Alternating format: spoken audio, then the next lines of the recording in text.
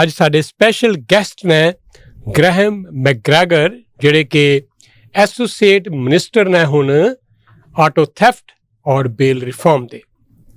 ਆਪਾਂ ਨੂੰ ਪਤਾ ਹੈ ਕਿ ਗ੍ਰੈਹਮ ਨੇ ਆਪਣੀ ਰਾਜਨੀਤੀ ਦੀ ਸ਼ੁਰੂਆਤ ਕੀਤੀ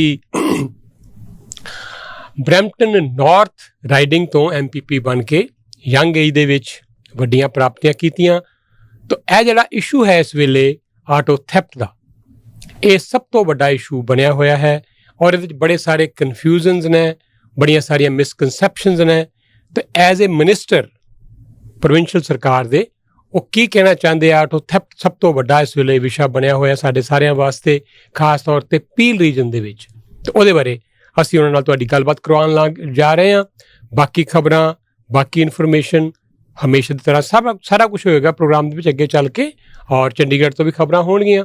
ਲੇਕਿਨ ਸਭ ਤੋਂ ਪਹਿਲਾਂ ਆਓ ਸਵਾਗਤ ਕਰੀਏ ਗ੍ਰੈਹਮ ਮੈਗਰੈਗਰ ਦਾ। Graham, welcome to Parvasi Studio. Thank you. Good to be back here again. And to anybody listening from home or in the car, Sat Shri Akal, Namaskar, Assalamu Alaikum, good morning. It's a pleasure to be here. Okay, same here. And okay, so auto theft is the hottest issue, I would say, the biggest issue, I would say, in not only in Peel region, GTA, now in all over Canada. But Peel is most affected as far as carjacking, auto theft is concerned.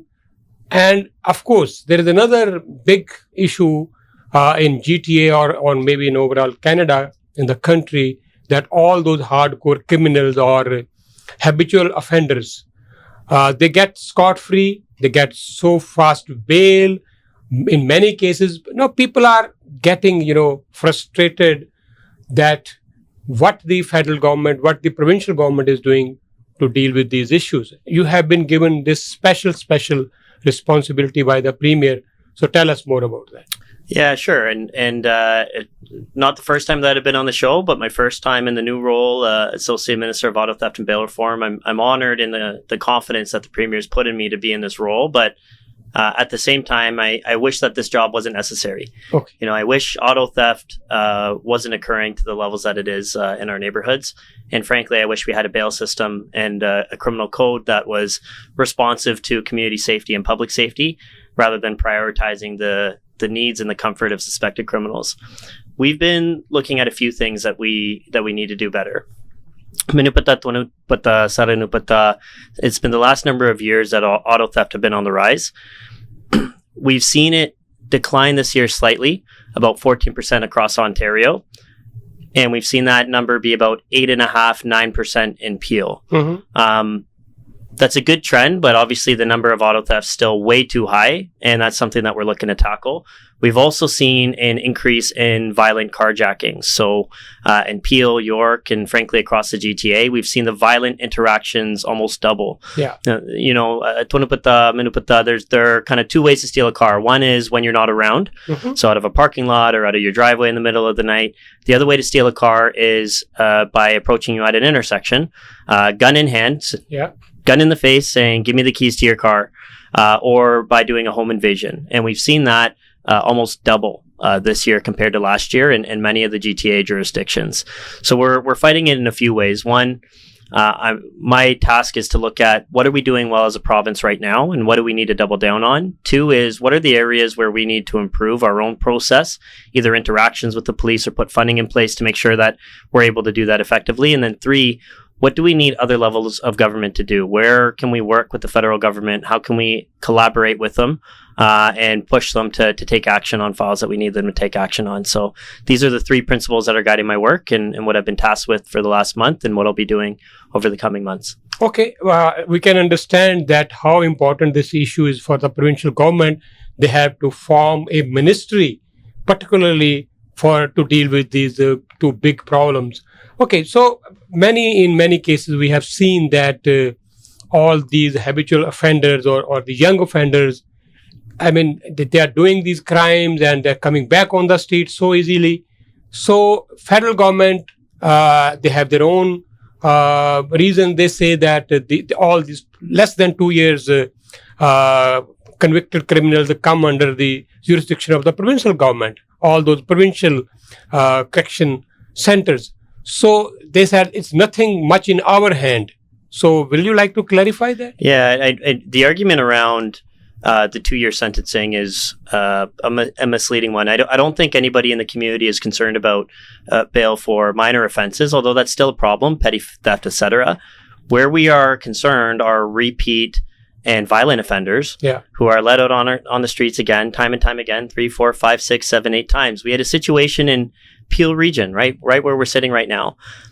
Project Warlock, which was an initiative by the Peel Regional Police, collaborating with other police services and funded in large part through the Criminal Intelligence Service Ontario, through the provincial government, investments that we've made, where they made 18 arrests, laid 150 criminal code charges. These are things like violent carjackings, home invasions, one scenario where a family was woken up with a gun to their head, saying, "Give me the keys to your car." By the time that the police were making the announcement of these 18 individuals that were arrested, 9 of them were out on bail already. And the reason that they're out on bail is because the criminal code tells judges and justices of the peace to completely prioritize the comfort of the suspected offender rather than prioritizing public safety. So we've advocated time and again for meaningful bail reform for the federal government. We've yet to see substantial reforms, but it's something that we continue to work on and continue to advocate to see. Okay, I know someone in the community, very renowned business person. He told me a story day before yesterday. He said that they got Honda Civic and that was stolen same night. It was just 15 kilometers they have driven that car. Then another car, then Land Rover. Now recently, last week, they said his brother brought Lamborghini for $400,000. And the next day it was again, they came with the gun and maybe they had hammer, they injured the guy. So when they were running off, they started chasing this guy. And police told them that you can't do that. And ultimately they got involved. Those 3 guys got involved in some accident. The car was total loss. And now they are on bail. And police is telling them that, look, you have to be careful. So, I mean, he was so much frustrated. He said, Mr. Saini, what kind of law we have in this country? So I'll tell you, this is a frustration that I hear from residents and in our community almost every day. In 2019, the Trudeau government, the federal Liberal government, brought in a law called Bill C-75, which revolutionized the criminal code and how they administer bail. If you look back to the statements the government made at the time, the reason they brought in Bill C-75 was they wanted to bring in the principle of maximum restraint and to have the least restrictive bail conditions possible on offenders who are charged. That was their stated goal at the time. They wanted less people detained and in jail, and they wanted more people out in community. Now, we've all seen, that doesn't work. We need to keep communities safe. We need to have offenders locked up where they belong and away from our neighborhoods to keep our neighborhoods safe. The federal Liberals brought in a law earlier this year, Bill C-48, which moved in the right direction, brought in some reverse onus, expanded reverse onus provisions, etc., but went nowhere near to cleaning up the disaster that they put forward in Bill C-75. I've heard federal politicians, including the Justice Minister of Canada, who said in the House of Commons on Monday that judges and justice of the peace are appointed by the Ontario government. Sure, we appoint them, but we don't tell them what to do. There's a clear, defined line between that. How they actually make the decisions, who does tell them what to do, is the criminal code. The criminal code is written by federal politicians. This is a huge mistake that the Liberal government made in 2019. They've taken a few steps to try to fix that.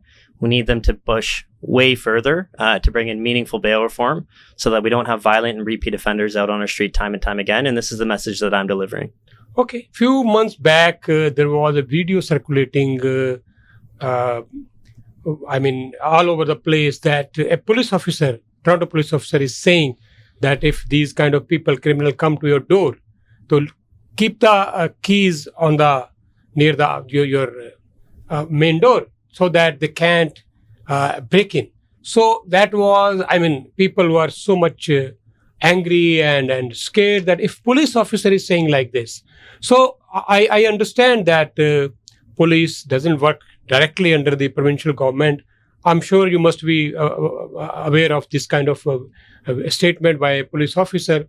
So what provincial government can do to bring confidence in the public? Your business is good, that's fine. Everything is setting apart. The most important thing for every citizen resident is the safety. His safety and his family's safety. That is the utmost priority. 100%. So how the provincial government can assure and bring confidence in the resident that yes, we are taking this matter very, very seriously. We can understand that the ministry has been formed to deal with this issue. What next? Yeah, we've been doing a few things. So for one, to put into context, before Doug Ford became premier, Ontario used to graduate about 1,400 police constables through the Ontario Police College every year. Now, in order to serve as a police officer in Peel, York, Toronto, any of the police services in Ontario, you have to go through the training at the Ontario Police College. So we were about 1,400 when Doug Ford first got elected. Now that number is about 2,000, which is a massive increase in boots on the ground, getting police in our neighborhood, making sure that we have bodies in order to do the work. And we know that we need to expand it further, and we're looking at options to expand it further. We've also made sure that we give police the tools that they need to do their jobs effectively. So these are examples like automatic license plate readers, so that they're not inputting license plates, flagging license plates with issues. They're not doing that by hand. There's a camera connected to the computer, does it automatically. They're able to process more of that information quickly. We also have helicopters coming on the way so that we're having more rapid response. Believe it or not, Peel Region doesn't have their own helicopter unit. Mm-hmm. The Ontario government has stepped up. We're funding it. Those helicopters will be coming in, and getting air support and helicopters in the air in seconds and minutes rather than in hours is massively critical for some of these violent offenders. When you have a violent carjacking, somebody with a gun, getting a helicopter there to track that person down not only helps us to find the people, but it also prevents high-speed pursuits, which keeps our police safer and keeps our neighborhoods safer. We're giving them those tools. We're also rolling out more improvements to our justice system, more capacity in our justice system. You know, we talk about tough on crime as being about hiring police, and it is, but it's also about hiring Crown prosecutors and making sure that we have court capacity to see these cases through. Okay. We have 25 provincial judges that are still to be appointed, 190 other support staff, court support staff, Crown prosecutors, et cetera, that we're hiring, a new investment that we've made. In the absence of federal leadership on this issue, where people are getting bail way too quickly and they have to have a bail hearing within a prescribed period of time, as per federal law, we're doing what we can. So rather than them having them out on bail for a year, if we can shorten that window and get these cases seen through quicker, that'll lead to better public safety outcomes. And that's something that we're tasked with, and making sure that our court system runs quickly. Okay. Federal government last year had a summit on auto theft, and all the stakeholders were invited in Ottawa. We were quite hopeful that things will change now. We have not seen much difference. They have brought in scanners now, and they are assuring, federal government is assuring that they are doing their best. But so far, we have not seen much, relief in this matter. So we can talk on this issue for on and on and on, but we have to sum it up. So anything you want to add at the end? We know that Canada is number one in auto theft. We know that in every hour a car is stolen in Peel region area. This problem is going on, and we have not seen enough relief in this so far. But you being now minister in charge for this particular issue, we can hope that provincial government is taking it much seriously. And anything you want to conclude. Yeah, and I'll be clear. Look, we hear some rhetoric out there about who causes crime, and they say, oh, the government's causing crime or this and that. Let's be clear who causes crime. It's criminals. And it's incumbent on governments to make sure that we're enforcing the law, we're catching these criminals, and we're holding them accountable. That federal summit that you mentioned is an area that we've been seeing great collaboration with the federal government on, working with them to get scanners at the CN Rail intermodals at Vaughan and at Brampton. We still have some work to do. We want to make sure that they're the right scanners and they're doing the right work, et cetera. But we've seen incredible collaboration with them. We've also been making sure that we have collaboration across different police services. Think about if you drive from Halton to Durham region, 407 takes you an hour and 20 minutes or something like that. You're actually passing 6 different police services, right? Halton, Peel, York, Toronto, Durham, in that time. And all of those are large, substantial police services, and we need them to cooperate. And the police chiefs have been incredible in their effort to collaborate. We've put together the Joint Provincial Carjacking Task Force. We saw great results out of that last year, 124 arrests that were made. Where we're being let down is of that 124 arrests, almost half of them were out on bail when they were arrested. Yeah. I can't stress this enough. We need substantial criminal code reform, but at the same time, we know that we can't just tell other people what we need from them, and we can't just tell the national government what Ontario residents and Ontario families need.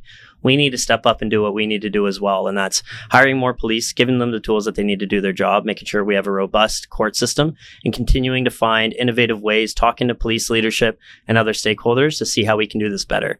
It's been my pleasure to serve as an MPP for about 2.5 years. Yeah. I have this new role now for about a month now. You will be hearing more from me on this. And trust me to the audience that the scumbags and criminals that are stealing cars and terrorizing our communities, they'll be hearing from me as well.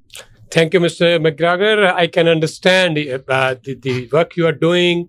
It needs some time. It's not going to resolve the problem overnight. But definitely we are working in right direction now.